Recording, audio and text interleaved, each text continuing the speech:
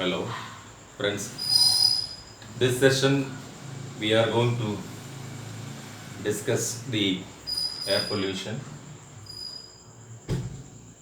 Air is a very unique resource in the sense that it is the lone resource that is equally in amount available to the richest person of the world and also the poorest person of the world.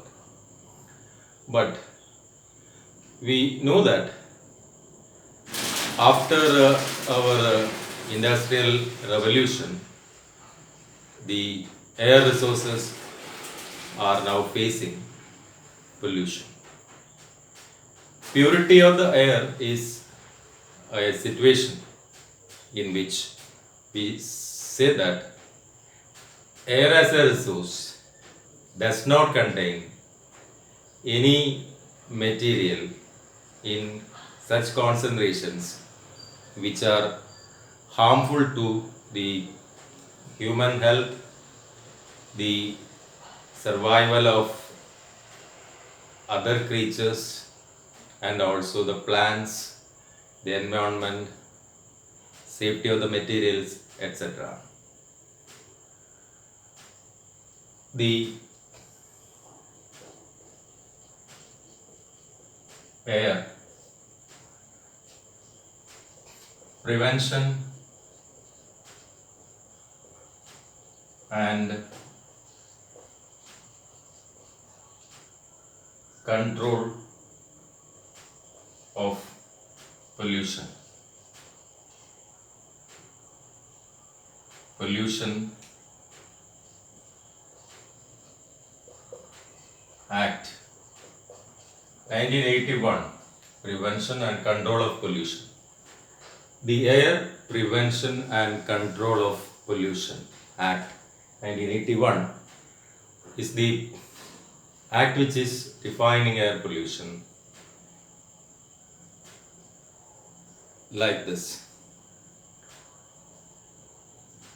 Air pollution is presence of materials in air, that is solid, liquid or gaseous materials in the air in such concentrations as may be or tend to be harmful to the life of human beings, other creatures, the plants, the property or the environment.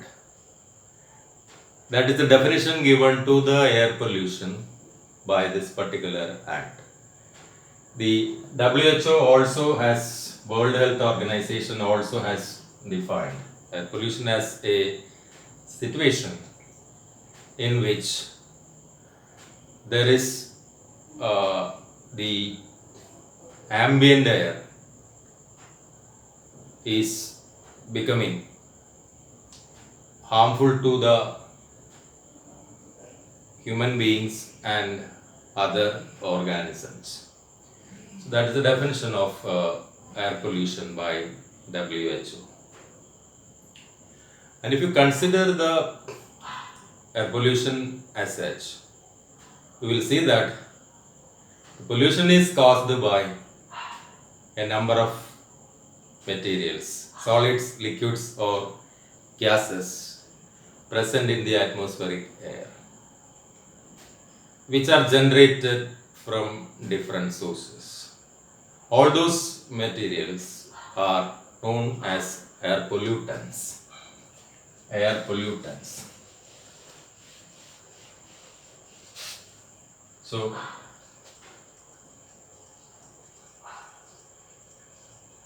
air pollutants. So, a very clear idea about air pollutants is required for our discussion to proceed. Air pollutants can be classified into different types based on different criteria. The most important criteria that are being used are, first one, the state of matter of the pollutant.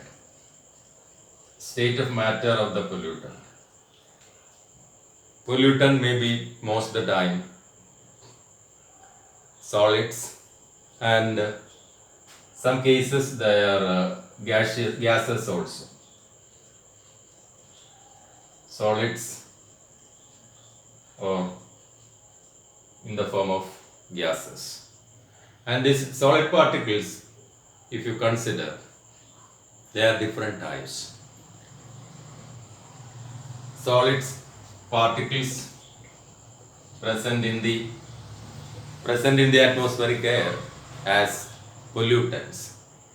They are different types. One is aerosols. Second one is the dust. Most important one is dust. Third one is fly ash.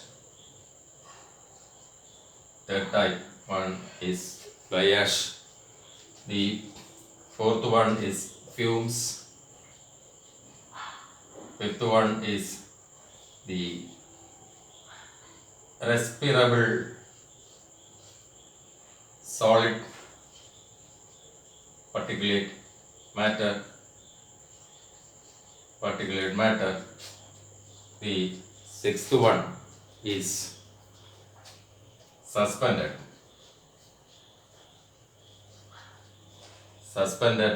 particulate matter.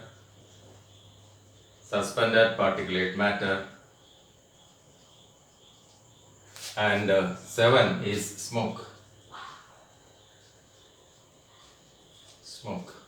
So these are the different types of solids present in the atmospheric air as pollutants. If you consider one by one,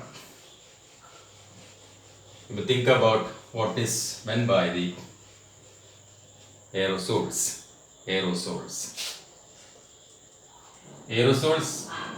if you try to explain them or define them, they are solids or liquid droplets, or solids or liquids which are present in the atmospheric air as suspension, in the form of suspension, aerosols. And if you come to the dust is again solid particles which are temporarily suspended in the atmospheric air. We know that dust is present in the atmospheric air, and after some time of suspension, some duration of suspension, it will be settled. And if you come to the fly ash is again non-combustible solid materials which are present as suspension in the atmospheric air, and they are generated by the burning of coal. Fly ash is related directly to coal, burning of coal.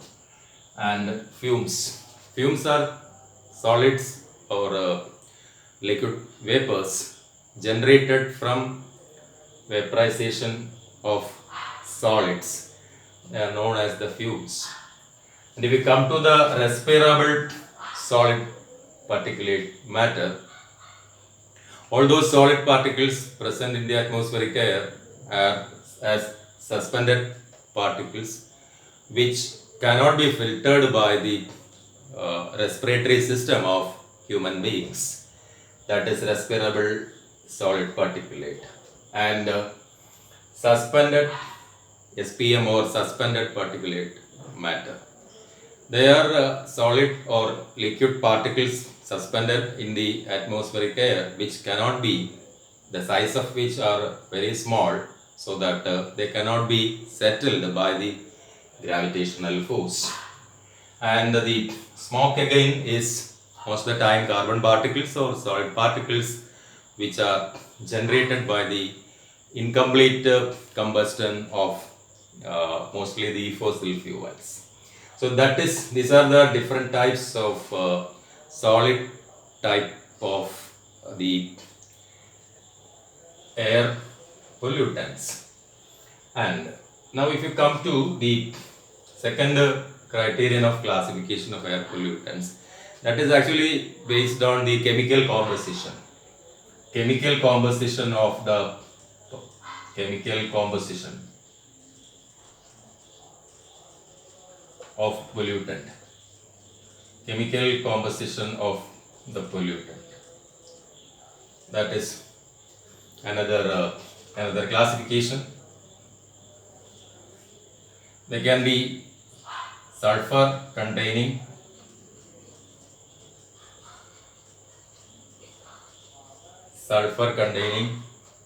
nitrogen containing,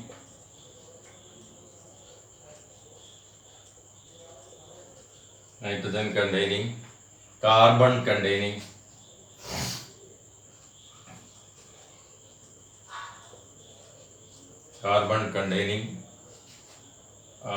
halogens, and also the radioactive particles.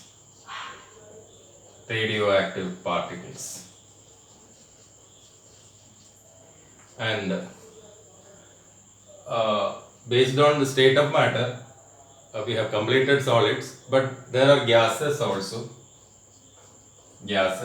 Before I come to the chemical composition based pollutant classification, we have to just very briefly discuss gases also. There are organic gases and inorganic gases. Organic gases and inorganic gases. Organic gases, you may be knowing the methane, that particular alkane series or alkene series, or peppers of any other organic type of compounds. And inorganic gases, you may be knowing the compounds of oxides of nitrogen, oxides of carbon, oxides of sulfur, hydrogen sulfide, etc. All are inorganic gases. So that is another type based on the state of matter of the particular type of pollutant. And if we come to chemical composition based, sulfur containing, the air pollutant containing sulfur, it's the only meaning.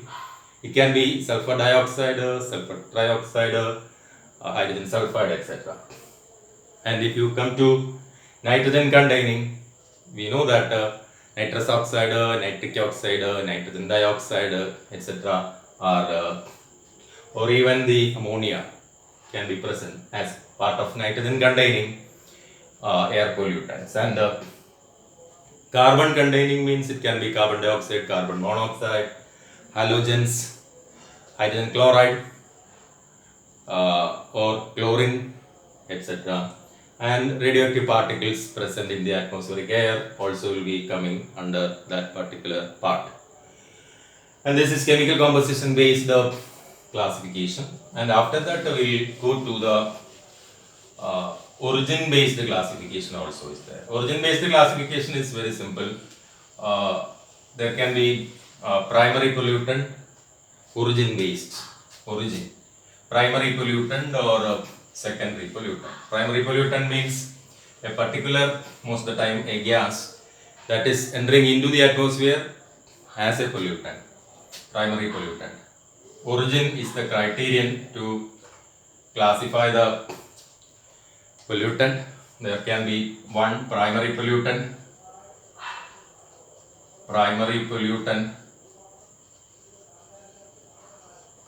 and the second one is secondary pollutant.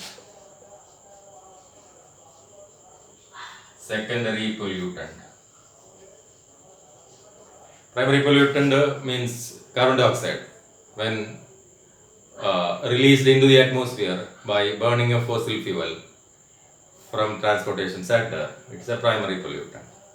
But secondary pollutant is a pollutant that is being generated in the atmosphere by, most of the time, by chemical reactions. Ozone, tropospheric ozone is a typical example. Ozone gas present in the lower atmosphere is a typical example. It's a pollutant. And this ozone is mainly generated from oxygen by reaction in the atmosphere. So these are the different types of pollutants, air pollutants. And if you, after this part of the discussion, if you enter into the sources of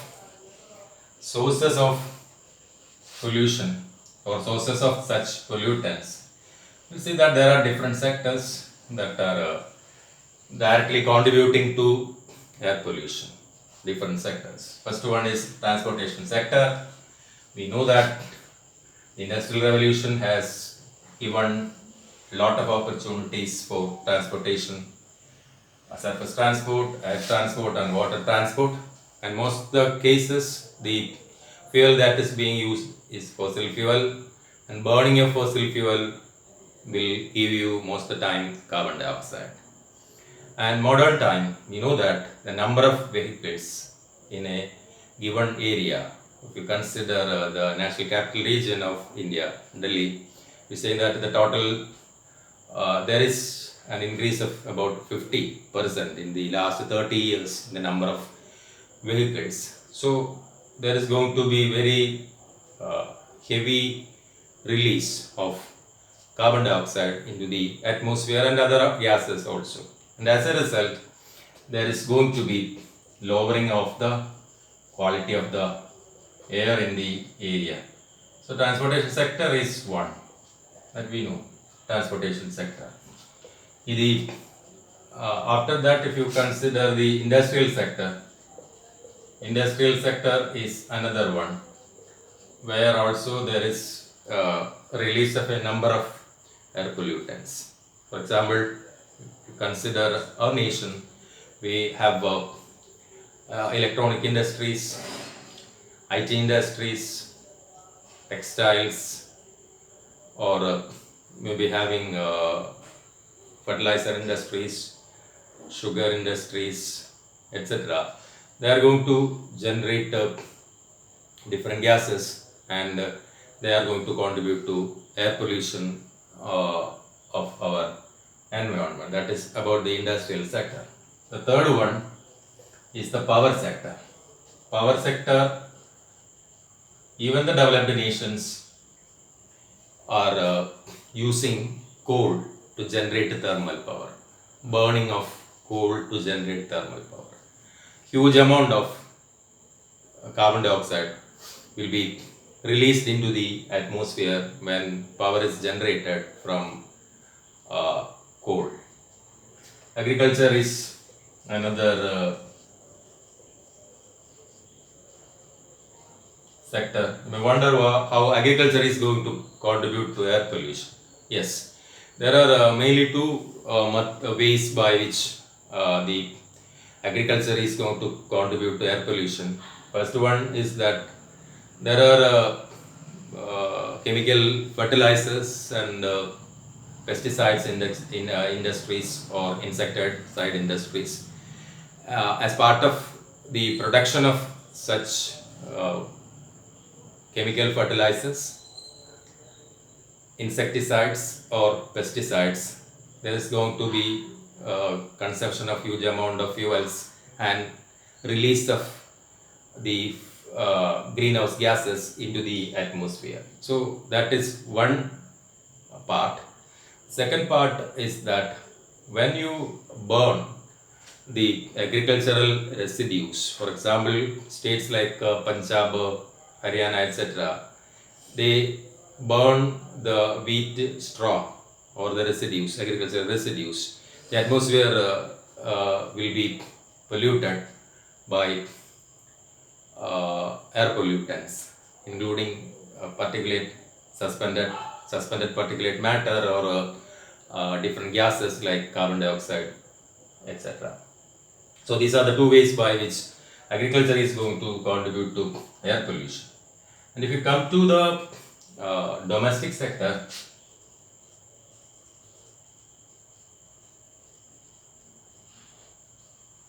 domestic sector also has a role.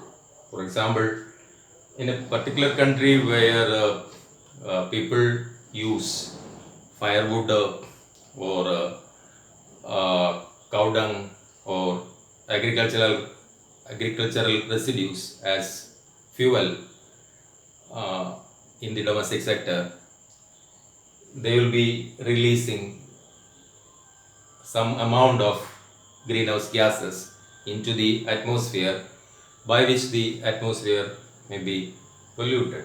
So these are the different sources by which air pollution is happening, and the impacts, if you consider impacts, we know that the first impact is impact on the life of people or health of human beings. We are inhaling air as part of our breathing process, and there is approximately 16 kilogram of air we breathe every day. When this air contains air pollutants, that may be going to contribute to bronchitis or illness in our respiratory system, etc. So that is the impact on similar impacts on human beings. And if you come to the impacts on plants, first one is impacts on human beings. Plants are also being affected by the atmospheric pollution.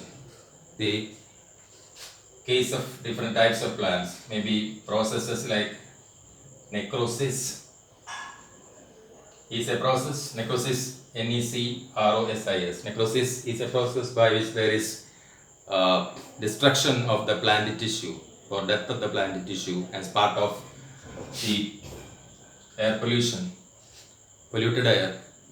When plants grow in the polluted air, this may happen, and it can lead to chlorosis, by which there is loss of or destruction of the chlorophyll, destruction of the chlorophyll.